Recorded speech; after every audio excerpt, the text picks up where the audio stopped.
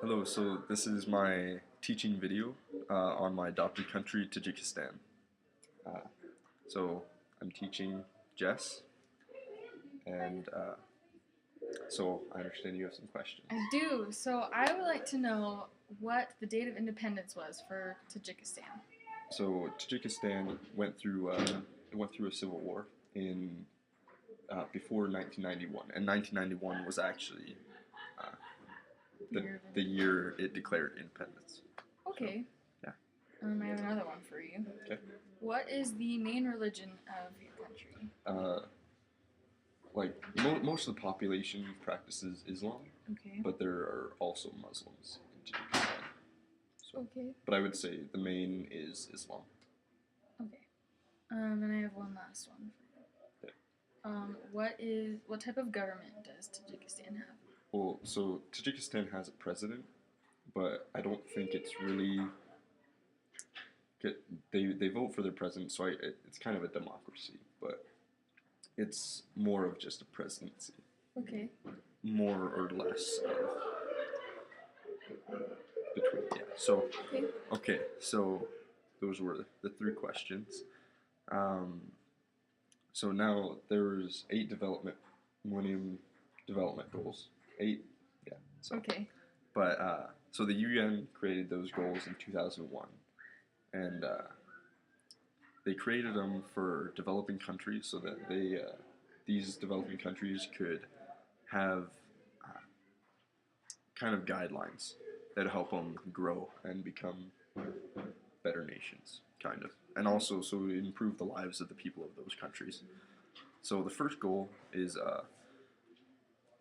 extreme eradicating extreme poverty, and so for Tajikistan in particular, uh, more than half of the population of Tajikistan is under the poverty line, and that's kind of due to uh,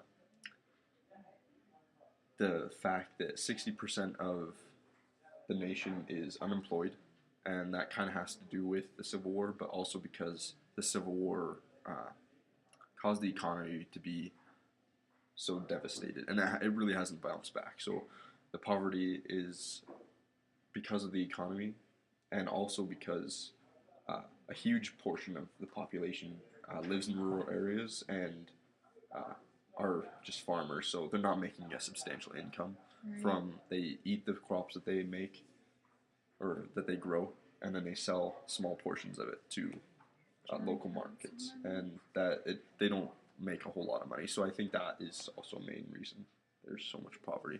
So development goal number two, education, improving global education, or the education in the country. So Tajikistan, uh, the infrastructure around Tajikistani education is really poor. There's not a lot of meeting houses, and or any type of like officially built schools. Okay. Only really are there in the main capital. There's the main capital in Tajikistan, and then everything else is kind of rural. Is most of like the schooling done like in the home, like with the parents? If you like say you don't live close to the city. Uh, if they don't have the opportunity to attend school, it's kind of not occurring Okay. at all. But the education is kind of poor because not only infrastructure bad and lacking, also teachers. So there's not enough teachers physically out there or people willing to teach. So that's kind of the problem. Tajikistan is not to par with the goal for that. So that's kind of how they're doing. They're doing better than at the start, but it's still lacking. So gender equality. Gender equality is a third development goal, and for it's empowering women, and that's kind of what that goal is. So it's to empower women in that country so that the whole country as a whole can grow. So Tajikistan is, however, it's doing better than most Middle Eastern countries. It is still not where it needs to be. A lot of women are discriminated in education, and that further leads to the workforce and jobs and careers. So, but there are women in government in Tajikistan, so I think there are big steps being taken, but not. It's not at the point where it needs to be. There's still cultural boundaries that discriminate against gender equality, but they do have significant rights for women in Tajikistan. So I think that is a benefit. So Tajikistan, if there's some of these goals that they were doing pretty well on, I would say gender equality. But there's still a far way to go.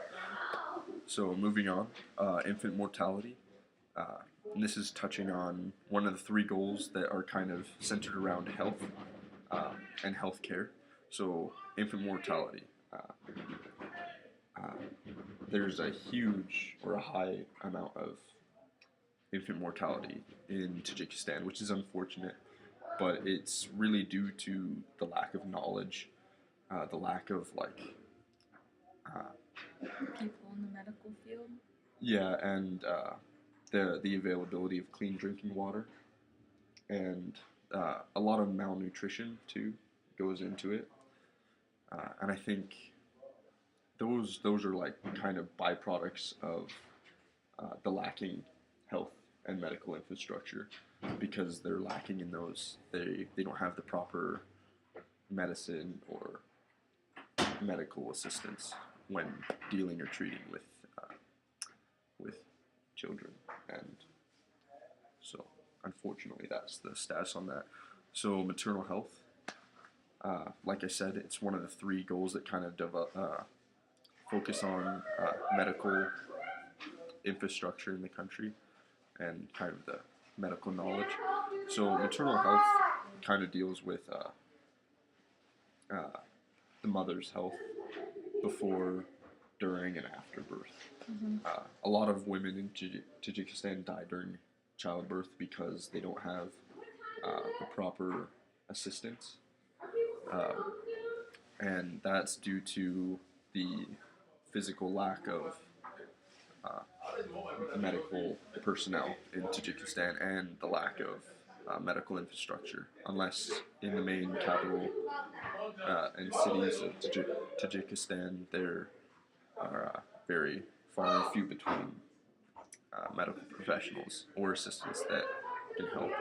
And also part of that is that because there's no professional medical personnel, they end up doing it at their homes, and oftentimes they don't have the proper medical techniques, and so unfortunately a lot of them are dying in childbirth. So that's kind of how that. And so Tajikistan is not doing super well. I think if they improved their medical infrastructure, it would improve, but they're still pretty lacking on that. So HIV and AIDS, Tajikistan has closed. They have strict borders for drug trafficking, and due to that, that's led drugs to be introduced to local addicts and that kind of deal. So a lot of injection with needle and those diseases, and a lot of diseases through person-to-person contact. Those STDs, HIV and AIDS, are spread a lot because of lack of education and health knowledge that these people have. So the rates aren't as high as other countries like countries in Africa or in Middle East, but it is a problem, and Tajikistan is doing okay, but it is still a problem. So environmental sustainability. Tajikistan is unique because the majority of the population focuses on agriculture, and so uh, and we're back. So it focuses on agriculture, and through the local farmers farming processes, a lot of harmful and dangerous chemicals are used in farming, and that it gets into the food and it gets into the soil, and it not only does it get in the soil, but it goes and it pollutes the water supply, and that leads to a lot of health problems regarding maternal health, infant mortality, and just bad living conditions, poor water, and yeah. So air pollution is kind of a problem, but it's not nearly as bad as water pollution in that country because they don't really have regulations for air pollution. That is something that Tajikistan needs to address as well. So the global partnership goal, it's the eighth and final goal, and it kind of deals with the country's